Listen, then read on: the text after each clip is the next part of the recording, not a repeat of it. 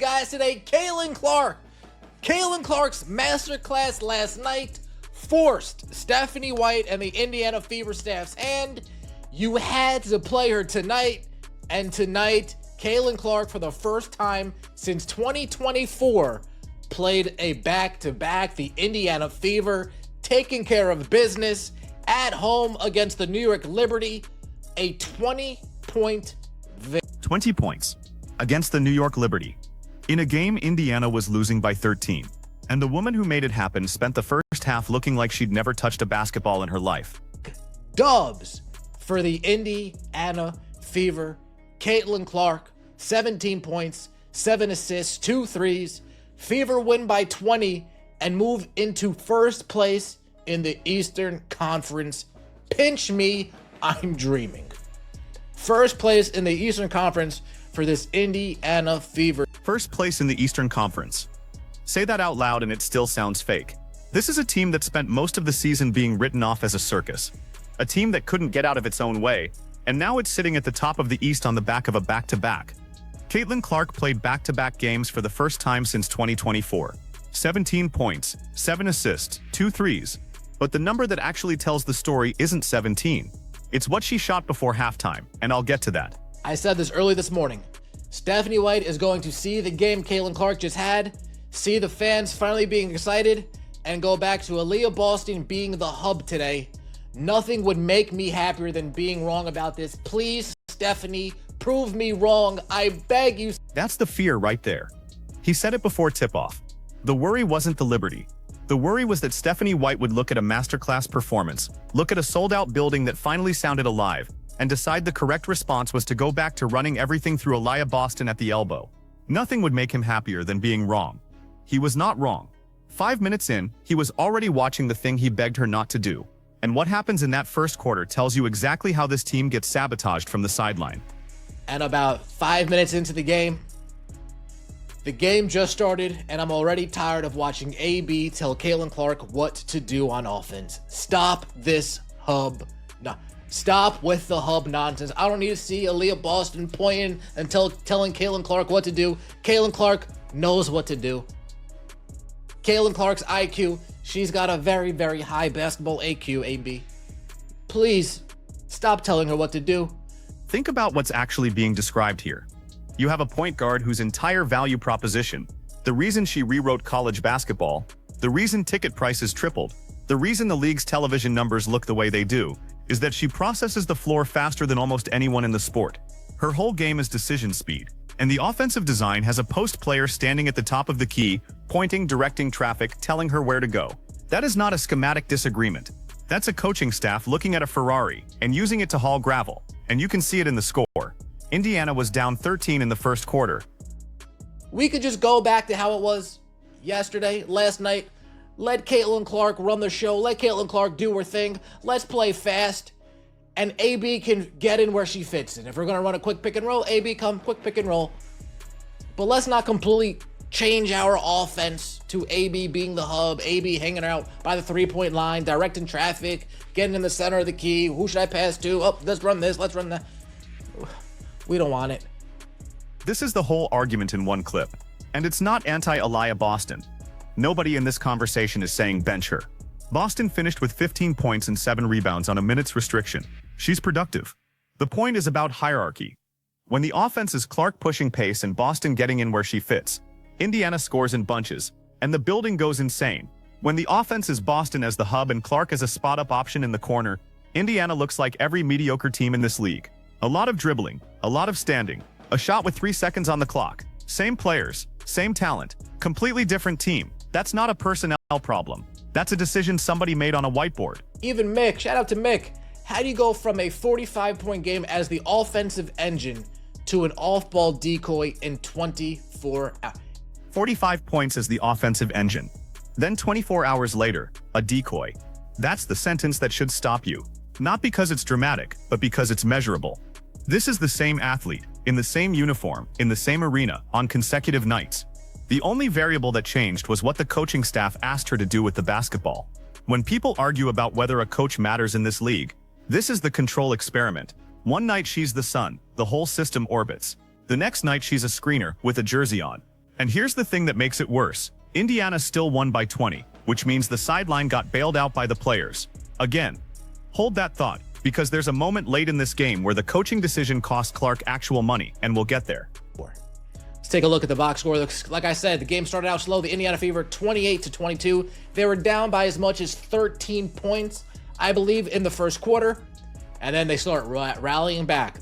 Second quarter, 23-21. Third quarter, an explosion. 30-point explosion from the Indiana Fever in the third quarter. The New York Liberty, I'm assuming the New York Liberty and the Indiana Fever swapped coaches in the third quarter, because only teams with Stephanie White as the head coach scored 12 points in a quarter.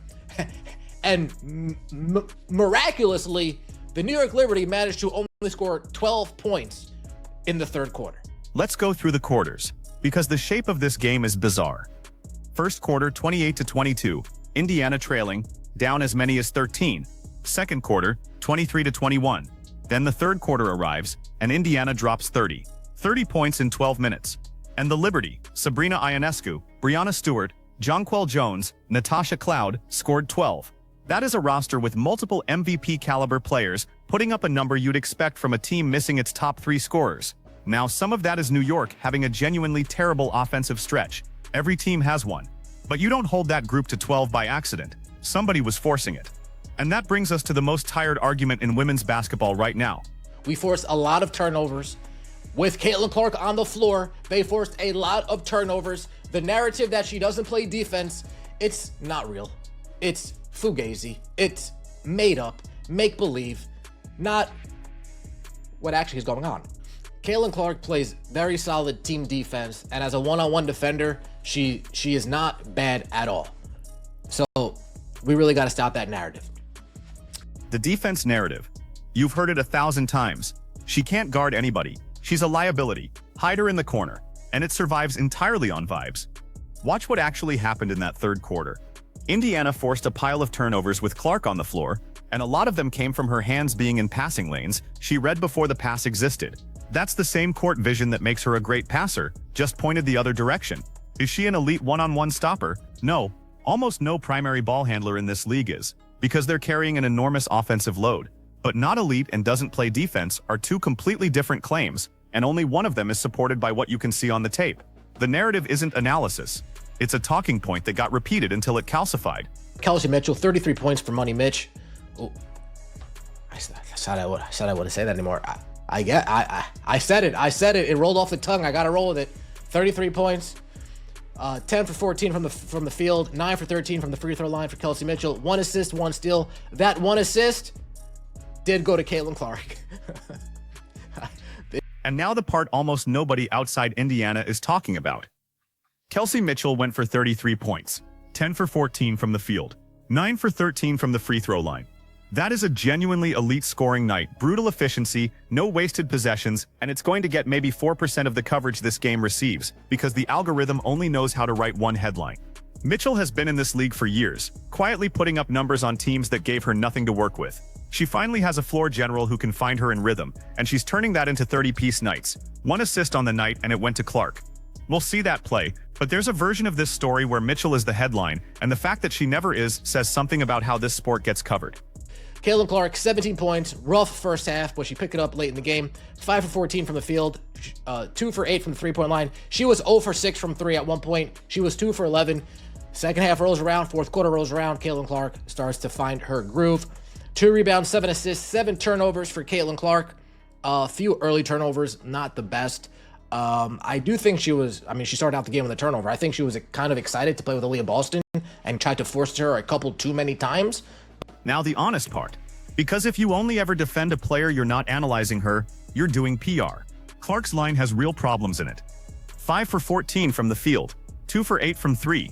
At one point she was 0 for 6 from deep and 2 for 11 overall, and 7 turnovers. 7. That's not a rounding error, that's a genuine issue, and she opened the game with 1. The read here is that she came out overexcited to play alongside Boston again and tried to force passes into windows that weren't open yet. The classic mistake of a passer who sees the play a half second before it's actually available. But look at how it ends. She goes from 2 for 11 to 17 points and 7 assists, hitting her next 3, getting downhill, getting to the line. That is a player refusing to let a bad shooting night become a bad night. There's a difference. And she did it on a minutes restriction. For Lexi Hall. Aaliyah Boston had 15 points, 7 rebounds on a minutes restriction for AB. I mean, AB and Caitlin Clark both on minutes restriction, and this team won by 20 points. You know what I mean? AB and CC both on minutes restriction, and this team won by 20 points. Hopefully, moving forward, we can see Caitlin Clark play 30 minutes a game. This is the detail that reframes the whole result. Both Boston and Clark were on minutes restrictions. Your best interior player and your primary creator, both capped, and this team wins by 20 against the Liberty. Now flip that around and think about what that means going forward. If Indiana is beating a contender by 20 with its 2 most important players on limited runs, what does this team look like when Clark is back to 30 minutes a night? Because that's the actual stakes here. This isn't a feel-good regular season story anymore. First place in the East means home court. Home court means a series that runs through Indiana, in a building that has been genuinely unhinged all year. The gap between fun story and legitimate threat is exactly how the minutes get managed over the next few weeks, and how much freedom the coaching staff is willing to hand back to its point guard. And then we got Caitlin Clark. Oh, this pass was disgusting. This pass was absolutely filthy. Absolute filth. Look at this. Sophie to Cece, Zeong, right to A. I mean, this was disgusting. But this is why you need to just put, if you get a rebound, stop trying to do things. Give it to Caitlin Clark. If you get a rebound, stop trying to do things and make your own plays. Give it to Caitlin Clark, and she'll make the right play. She's seeing it develop before you even turn around. And Sophie did exactly that. Sophie grabbed the rebound, didn't try to do anything. Where's CC? There she is. Watch that sequence again, because it's the entire thesis of this video compressed into 4 seconds. Sophie grabs the rebound. She doesn't survey. She doesn't take a dribble to settle. She doesn't try to make something happen herself. She turns and gives it up immediately, and by the time Clark has it, the pass to Boston is already leaving her hands. Boston finishes. Easy. Nobody had to run anything. And that's what people miss when they argue about this offense. The alternative to Clark runs it isn't some sophisticated egalitarian system. It's 4 extra seconds of nothing. Those seconds are where possessions die. Defenses are set, help is loaded, and now you're running a set against 5 people who are ready. When the ball moves that fast, the Liberty defense, which is a good defense with real length and real communication, was simply a step late. Quick decision, quick decision, quick decision. Clark crosses half court and something happens. Mitchell catches and something happens. Boston touches it in the paint and turns immediately. That's a top 2 offense in this league. The other version is a bottom 5 offense. Same 5 people on the floor. Caitlin Clark got poked in the eye by Breanna Stewart. I'm not going to say this was intentionally. Breanna Stewart, before hitting her in the face, did get ball, but this follow-through looked nasty. I gotta be honest. This follow-through looked nasty. You saw it on the replay, and of course, no challenge from Stephanie White. Now let's talk about the officiating, and let's be careful with it. Clark got poked in the eye by Breanna Stewart. I want to be precise. There's no evidence this was intentional, and the read on the replay is that Stewart got ball first. The follow-through is what looks ugly. That happens in basketball, and Stewart is not a dirty player, so no accusation there. But here's the part that isn't about Stewart at all. There was no challenge from the Indiana bench. None. A play that clearly looked worth a second look on national television, with the replay showing exactly what happened, and the sideline just let it go. Coaches' challenges are one of the few direct levers a head coach has to protect a player during a game. Using one costs almost nothing when you're up big. Not using it sends a message to the officiating crew about what they can get away with for the rest of the night. And about 90 seconds later, that message came due. Caitlin Clark, not happy with a hard screen from Jonquel Jones, gets up and instantly lets the refs know about it. You need to call that foul. That same ref, quick trigger, called the technical foul on Caitlin Clark. Caitlin Clark is now facing a $1,000 fine from the WNBA after picking up her 6th technical foul this season. I believe 8 technical fouls, you get suspended for a game. There it is. Hard screen from Jonquel Jones. Clark gets up, tells the officials about it, claps, and the same official who had just swallowed the whistle on the eye poke has an instant trigger finger for the technical. That is the sequence. Not one call. The pattern. No protection on the play that actually hurt her. Immediate punishment for reacting to the next one. And this one has a price tag attached. That's technical number 6 on the season, which carries a fine reported at $1,000. The number that should worry Indiana isn't the money, it's the count. At 8 technicals, you're suspended for a game. She's at 6, in a season where this franchise is fighting for the top seed in the East, with a player who has been visibly frustrated for weeks, and not primarily at opponents. She's frustrated because she's being asked to play a role that doesn't fit her, on a night where she was 2 for 11, while a defender who just caught her in the eye faces 0 consequence. That's how a competitive player picks up technicals, and 2 more of them costs Indiana a game it may badly need in September. One thing I will say, can we get Lexi Hull out of the starting lineup? Out of the starting lineup. Let's get Sophie Cunningham in the starting lineup. It will open up the floor because defenders won't feel inclined to cheat off Lexi in the corner to help an AB, to help on Monique Billings, to help on a Kelsey Mitchell, to help on a driving Caitlin Clark. If Sophie Cunningham's in the corner, they got to stick to her because she'll make you pay if you cheat too much. So here's the fix, and it costs nothing. Move Lexi Hull out of the starting lineup. Put Sophie Cunningham in.